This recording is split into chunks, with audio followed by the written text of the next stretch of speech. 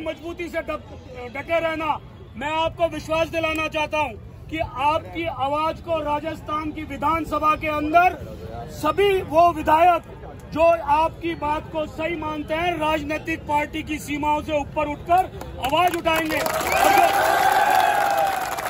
और जो राजनेता और जो विधायक ऐसा नहीं करेगा, वो आपके साथ अन्याय करने के अंदर सरकार के साथ सहभागी होगा। आपकी ताकत साल भर बाद जब वो चुनाव के अंदर आए तो उसे उसकी स्थिति दिखा देना, चाहे वो किसी भी दल का हो। मैं मित्रों सिर्फ आपको इतना कहना चाहता हूँ, एक बहुत छोटी सी आपकी डिमांड है, जेन्युइन डिमांड है। ये हम बहुत बुरे संक्रमण काल में से निकल कर आए। कोविड ने हमारी जीवनचर्या को पूरी तरीके से अस्त व्यस्त किया है, हमारी परिवार के आय के साधनों को कम किया है। उसके बाद भी हमारे परिवार के लोग, आपके परिवार के लोग अपने अपने बच्चों को एक बेहतर भविष्य देने के लिए पैसा खर्च करते हैं, उन्हें पढ़ाते हैं, पर एक मिनिमम समय उनको मिलना चाहिए। आपकी मांग बिल्कुल जायज है, आपकी डिमांड जायज है, और इस सरकार को बिना कोई क्षण गंवाए उसे मान लेना चाहिए।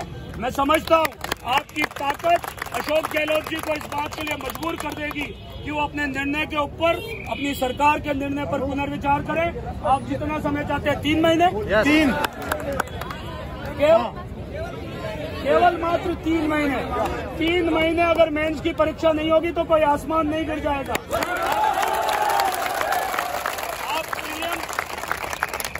आप प्रीलिम्स पास कर आए, आपने अपनी योग्यता को प्राथमिक तौर पर साबित किया है।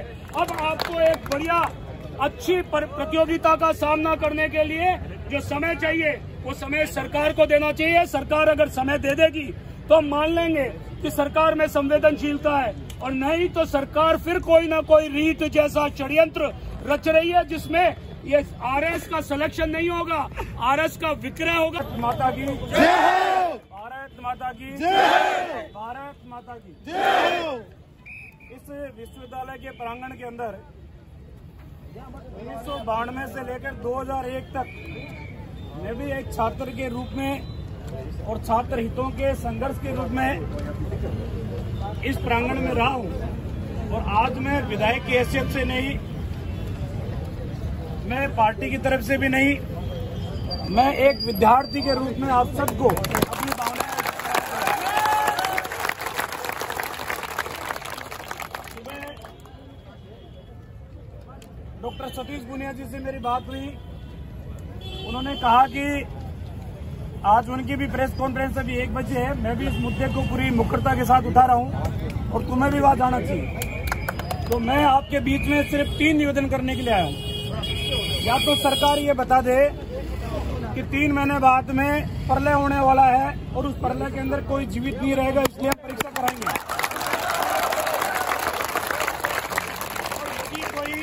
यदि कोई प्रलय होने वाला नहीं है तो सिर्फ छात्र और वो छात्र जिन्होंने अपनी योग्यता साबित की है, वो सिर्फ 3 महीने का समय चाह रहे हैं। लेकिन सरकार की हठधर्मिता इस बात पे है कि आखिरकार कोई न कोई षड्यंत्र, कोई न कोई साजिश की बू अब आने लगी है।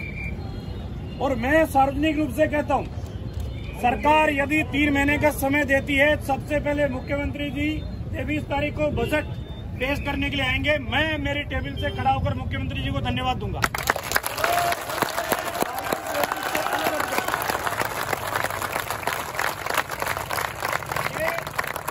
ये मुद्दा किसी व्यक्ति विशेष का मुद्दा नहीं है, ये मुद्दा किसी पार्टी से जुड़ा हुआ भी नहीं है। ये मुद्दा इस बात से जुड़ा हुआ है कि सरकार अपने द्वारा बनाए हुए नियमों का ये अवहेलना क्यों कर रही है। जब विज्ञप्ति जारी होती है तो विज्ञप्ति के साथ में सिलेबस भी जारी होता है। आपने विज्ञप्ति जारी की, आपने प्री का एग्जाम करवा दिया, उसके बाद लड़कों ने मांग रखी आरपीएससी के चेयरमैन से कि साहब सिलेबस तो बताओ।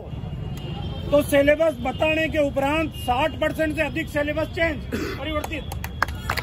तो मेरे ख्याल से मुझे लगता है कि जो व्यक्ति पहले ये कह रहे थे, दावे ठोक रहे थे कि रीट परीक्षा हमने उत्सव के रूप में मनाई है और गिनीज बुक के अंदर नाम लिखा जाना चाहिए, लेकिन उनका उत्सव अच्छा रहा, गिनीज बुक के अंदर नाम लिखा जाएगा।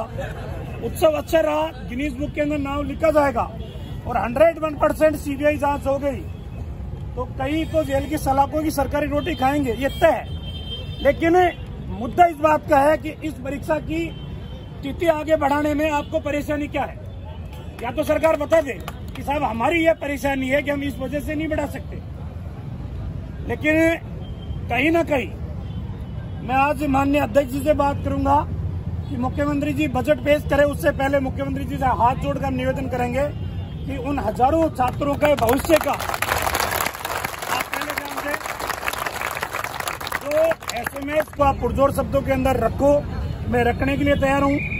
आप ये कहोगे कि हमें इस चीज की आवश्यकता है, अभी जैसा पुनीत जी ने कहा, जितेंद्र जी ने कहा, किसी भी चीज की आपकी आवश्यकता इस संघर्ष के अंदर हो, वो सब हम उपलब्ध कराने के लिए तैयार हैं, उसमें कोई किंतु परंतु नहीं है।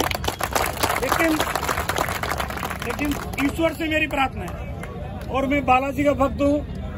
90 से मैं लगातार वीर हनुमान जी के मंदिर जाता हूँ। बालाजी से मेरी विशेष तौर पे प्रार्थना है कि सरकार को सद्बुद्धि दे।